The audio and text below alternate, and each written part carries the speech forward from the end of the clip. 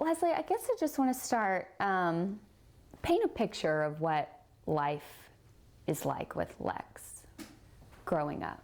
Well, when Lex was younger, he had a few learning disabilities and traits that we later realized were traits of autism and Asperger's. But basically, when he was younger, he was just a regular kid, and it wasn't until he got to be around 5th grade, 4th grade, that he really started having more difficulty. Mm-hmm. And with that, he started becoming more frustrated just with life in general. Mm-hmm. And by the time he was in middle school, he was starting to really retreat into his own world, refusing to go to school. He just wanted to play computer games and became more and more unreachable.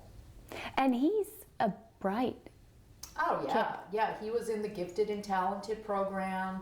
Yeah, he's really, really intelligent in certain areas, but has difficulty organizing with executive function, like following things on a list. Mm-hmm. He has trouble writing. He can read, but expressing himself is difficult for him, and those things become more challenging when the higher up you get in your education. So as each year went by, he was having more and more difficulty and therefore becoming more isolated. And he's the oldest of 4, right? He is. Yeah, they're all 1 year apart. Okay, and through the years, kind of describe some of the help that you tried to get for Lex.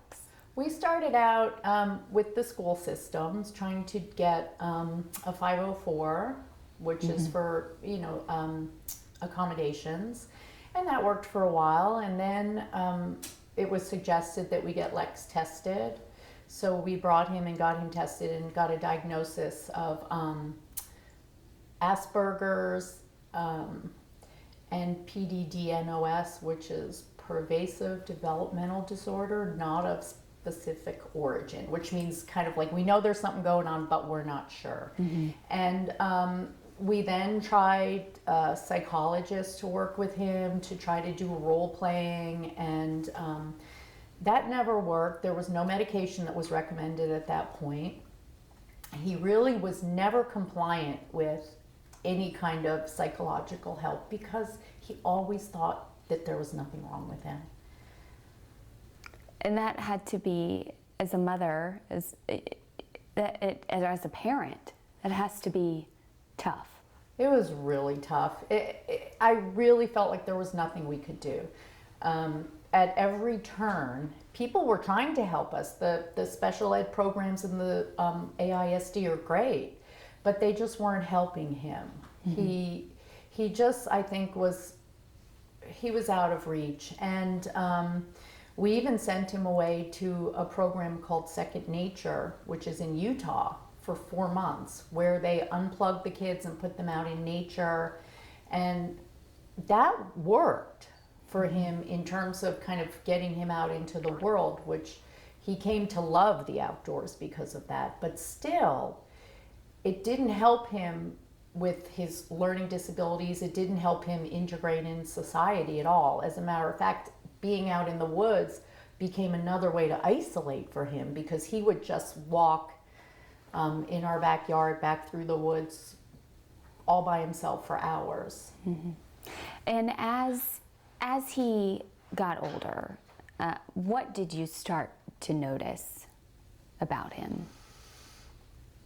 What worried us was the isolation, and it did start with computer games. He was playing, I think, World of Warcraft, and to the exclusion of all else. Mm-hmm. And that's when we sent him to Utah for this program to unplug him from that. After he came back, he wasn't involved with his computer anymore, so that worked. But he still became more and more isolated from the world. He started becoming less trusting of people. He started believing in conspiracy theories and the apocalypse was coming. He started stockpiling food and gas masks and guns and ammunition, which was a real worry for us. And leading up to what happened and what you all have been through. What did Lex start doing? And I know that during the trial you had mentioned that Scott was concerned. Oh yeah. We started becoming concerned because he seemed to be, and I would say this was maybe a month or two before he actually came to believe that Scott was a CIA agent that was going to harm the family. Before that, he started coming up to the house a lot and more than usual and sitting in the house. And I've come to realize after that he was guarding us because he would just come and sit and watch Scott. And we were kind of happy. We thought he's engaging more with the family. But he also said that he was seeing things out in the yard. And he felt like there was an energy that was very dangerous. He told us that. And I didn't realize it at the time, but that was clearly when he was having his delusions. Like at that point, he was schizophrenic, but I had no idea, not having had any experience. And you've even said there was no official diagnosis because he wouldn't talk. No, Scott and I brought people over here. He refused to go out. So we would bring people here. Lex would come up to the house. He would calmly sit down. He would look out the window. And whoever we brought said, well, we can't really help him because he refuses to talk to us. And they couldn't prescribe any medication because there was no diagnosis. So we were really caught in this catch-22. We just didn't know what to do. And we're worried that Lex was becoming increasingly out of touch and kind of disassociated from the world. More paranoid, we started noticing. Let's talk about that day. You had left the house just for a brief moment to get a call back. You hadn't been gone very long. I went up to meet some friends for dinner, and I was gone. From the distance it takes to drive to my house to the Grove, which is maybe 20 minutes in Westlake. Mm-hmm. And then as soon as I got to the restaurant, Max called me, and at that point everything had been done. Everything was finished. Scott had been taken away in an ambulance, and the police had taken Lex away. And then, only then did the police allow Max to call me. And when you got that call, what were you thinking? It was unreal. On one hand, when you kind of expect something, it's kind of like it's happened, because this was something we were worried about. We were worried about something happening. We didn't know what it could be. It may not have, nothing may have happened. I just said, all right, this is it. And, you know, the bottom falls out of your world. I drove back from the Grove, and I don't remember, but I called my mom. One of my neighbors called me. I have no recollection of that drive back here. And I drove up to my house, and there was police cars everywhere. Max was sitting on the wall outside, covered in blood. And Scott was gone. And they had told me at that point, they said, oh, he's fine, he's conscious, he's going to be okay. So my major focus was on Lex and Max at that point, because I didn't know what had happened, and they told me he was okay. And come to find out, you know, I know that has to be so tough having Max here for it, but he did everything that he could to try to break things up. Yeah, he did. You know, Max, he was a true hero, because Max was sitting in this room, and he heard his dad yell, and Max ran in there. Lex had a knife, and Lex, even without a knife, is really scary. He had obviously hurt Scott. Max ran in there with no thought of himself. And when I told Max afterwards that was really brave, he said anybody would have done it. I don't know that I would have done it. I might have taken my cell phone and ran outside. And because Max was there, he was able to report what happened. He was able to tell what Lex was saying and what Scott was saying. So he was able to report that, in fact, Lex was suffering from a delusion, that he was saying he was a CIA agent and this man is not his dad. And he's going to harm the family. This is a mission he was on. He even said, I've done this many times before. And Scott and Max were trying to tell him, no, that's not true. But he said, don't believe them. And they did manage to subdue Lex together. And Scott and Max was able to take Scott into the kitchen, and he was with him, which is really, really comforting for all of us, that he was with his dad as he lay dying in the kitchen.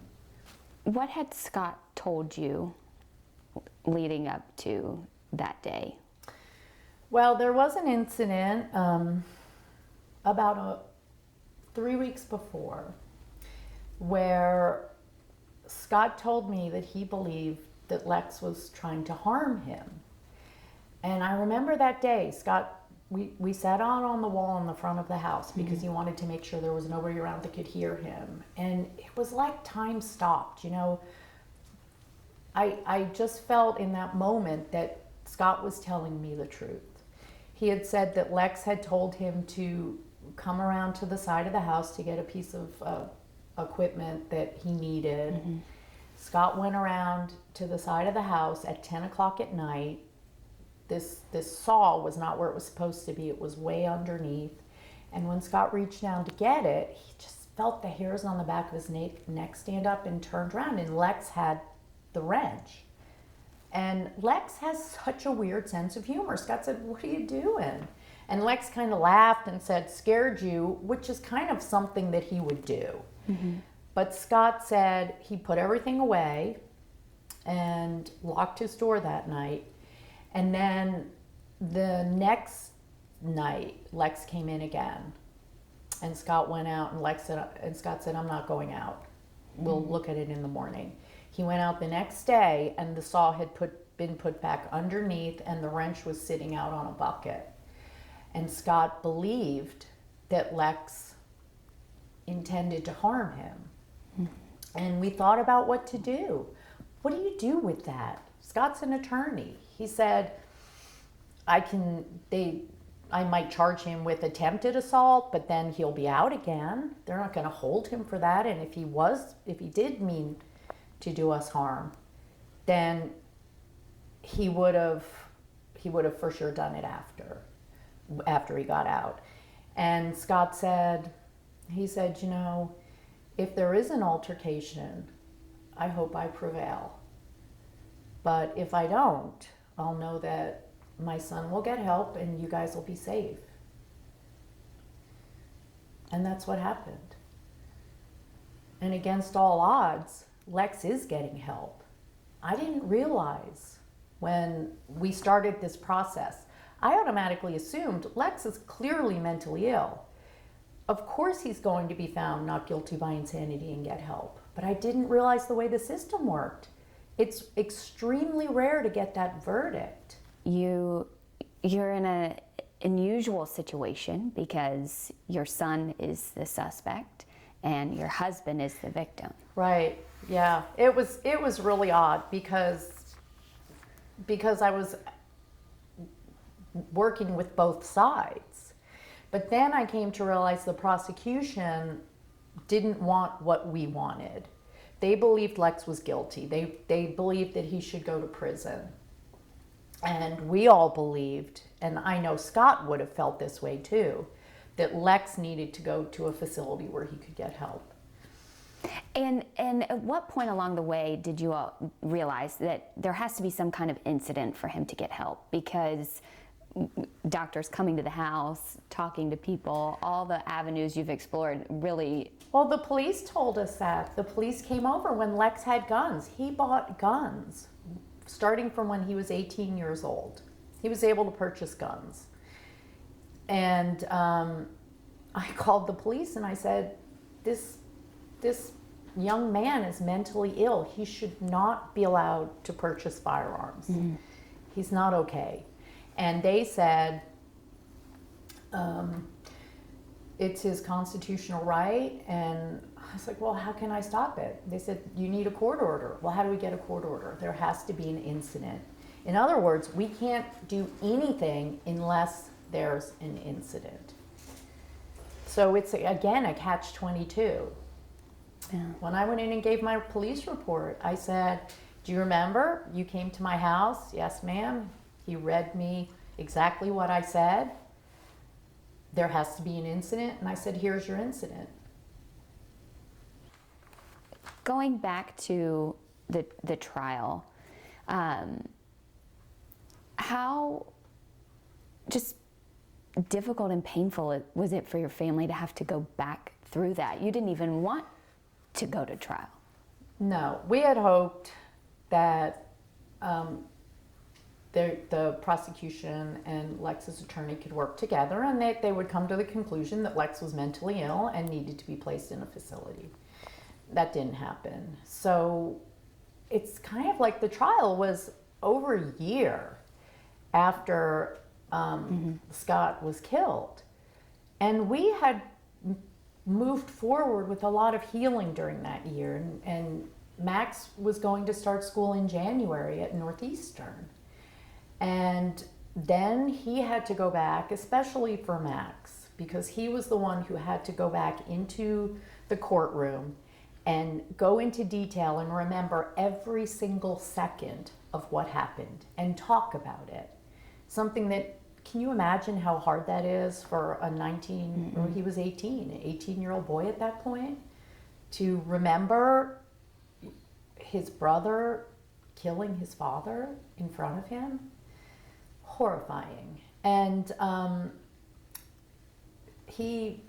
was not there to see him on the stand. I was told he gave incredibly moving testimony. Do you think his testimony is what helped Lex? I think so, because one of the things that I heard afterwards was that the jury, when they were polled afterwards, had said, Scott was saying to Lex, I'm me, I'm me. Mm-hmm. And which told them that Scott believed that Lex was in a delusion. Scott was trying to convince Lex that I'm your dad, I'm not an imposter. Mm-hmm. And that I think was very, very compelling. What do you think it says about how long it took the jury to deliberate? I think it was tough, and I do have to say that jury was amazing. I mean, that's a lot of very, very hard stuff to hear and see that they had to go through during that trial for that week. And I think that on one hand, they knew that he was guilty. I mean, there's no doubt that Lex did this. Mm-hmm. But on the other hand, you think, well, then what do we do? This man clearly is mentally ill. And there's also this little, the actual technical definition of knowing the difference between right and wrong means that you can be mentally ill the second before you commit murder and the second afterwards. But during that time that you're committing that murder, do you know the difference between right and wrong? Do you know what you're doing is wrong? Mm-hmm. And the prosecution felt that Lex did. And so I think what Mindy did was to prove that Lex did not plan this. He didn't know the difference between right and wrong, and he thought he was saving his family. Mm-hmm. And I think the jury was able to see that. And absolutely, I believe that they made the right decision. And if I could shake each one's hand and hug them and say thank you, I would. So if any of them are listening, it was a very, very courageous verdict. And I know, I'm sure, very difficult for them. When you heard the verdict, I couldn't believe it. Mindy had said to me, we hope that we get not guilty by reason of insanity, but it's not likely. So prepare for the worst, hope for the best. So I fully expected to hear guilty. And everybody else did too. And when we heard not guilty by reason of insanity, I couldn't believe my ears.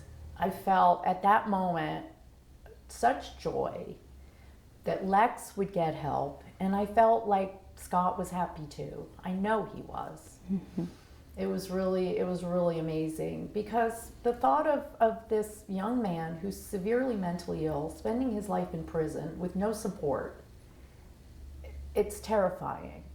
And I know there's many people in Travis County and the state of Texas and America that are not in a mental health facility, that are in prison with no help.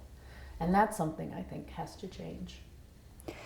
What have you come to realize in, raising Lex and going through this journey? What have you come to realize about mental health and how real the struggle is for so many people? Well, the executive director of NAMI, which is the National Alliance of Mental Illness, reached out to Lex's attorney, Mindy Montford, and let me know about the support groups that are here. When I was dealing with Lex, and when our family and Scott and I didn't realize there was such support in the community. I felt so alone. People tend to isolate when they have a mentally ill person in their home, whether it's a relative or if they have a friend. People tend to isolate. It's scary. You feel like you're the only one. And I've learned I'm not. There's so many people just in our community, just in my neighborhood. When I tell my story, they've come up to me when they've seen the trial or when they heard what happened with Lex. They come up to me and they say, my gosh, it's my brother, my brother-in-law, my son, my best friend. There's so many people and there's so much support in the community through NAMI support groups that they offer, that I highly recommend anyone that feels like they're alone, that nobody understands. Go to one of these support groups. There'll be 30 people that know exactly what you're talking about, and that strength and help is really, really important. What's your hope in sharing your story and your family's story?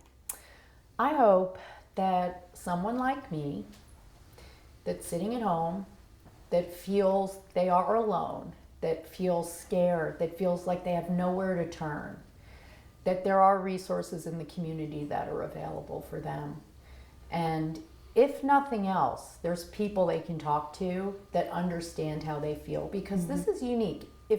Unless you live with someone that is mentally ill, you really can't explain it, what it's like day to day. It can be scary and frustrating and exhausting, and you don't know if you're doing the right thing. And there are a lot of resources here, especially through NAMI, that are really, really helpful. Do you wish you had connected with those earlier? Yeah, I really wish I had.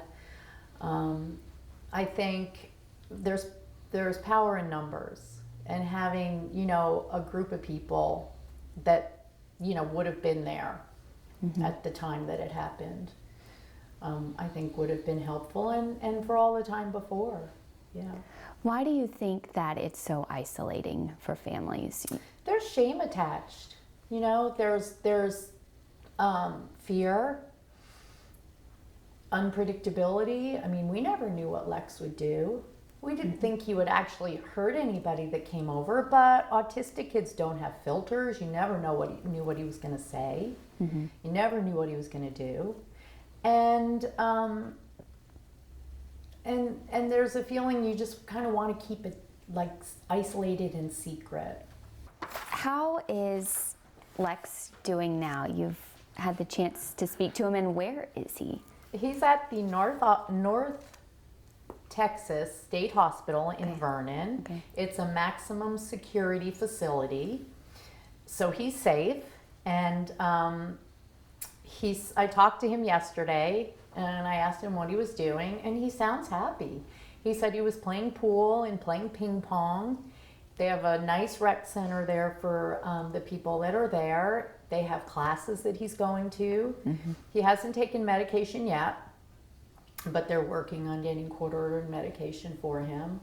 And I called up his social worker after I had spoken to Lex the first time when he was really happy. And I said, thank you so much for being kind to Lex. He's really happy. And she said, Leslie, this is a hospital and we're going to care for him. He's not in prison. He's not being punished. He's our patient. We're gonna make him feel better. We're gonna see that we can help him. And that has to give you a big sense of peace. Oh, that's all we wanted. That's all we wanted. This whole journey was to get Lex help.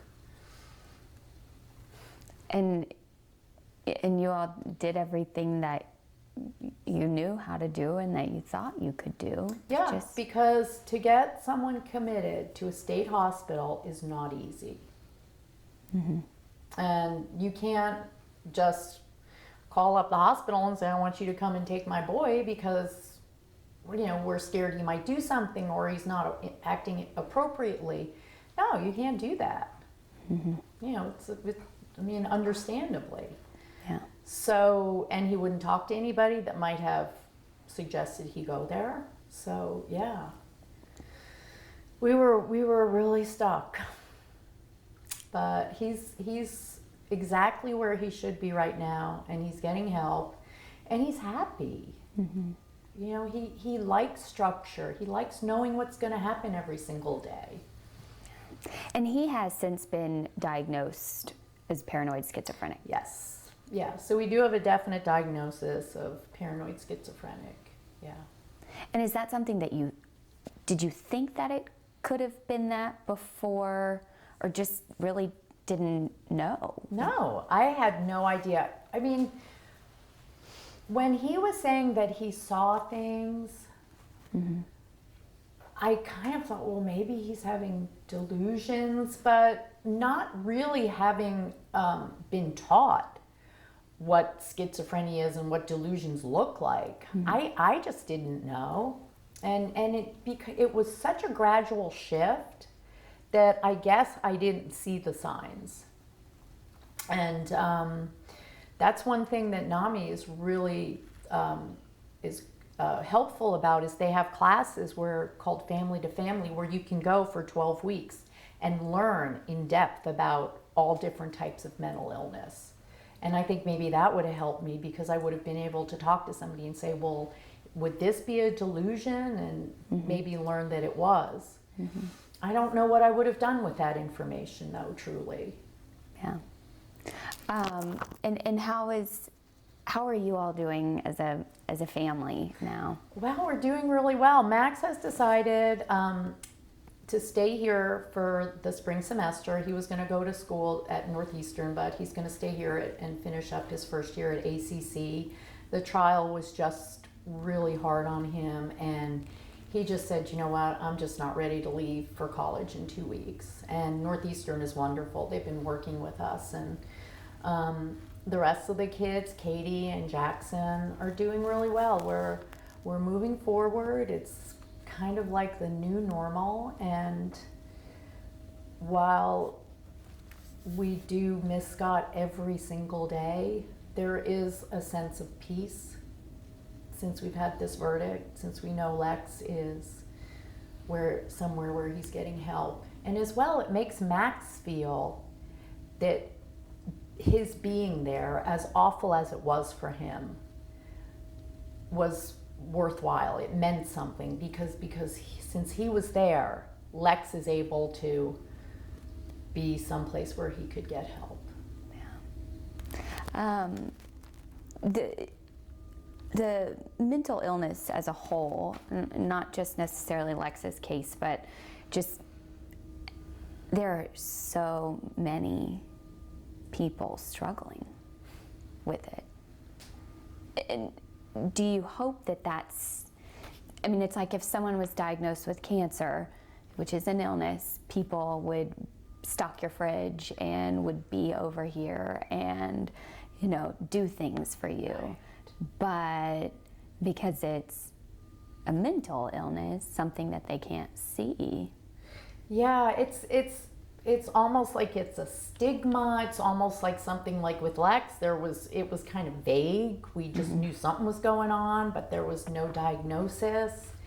And I just think that through these support groups and outreach, more and more people will be aware. I know everybody I talked to had no idea what we were going through. And I think more and more people will be aware that it is an illness.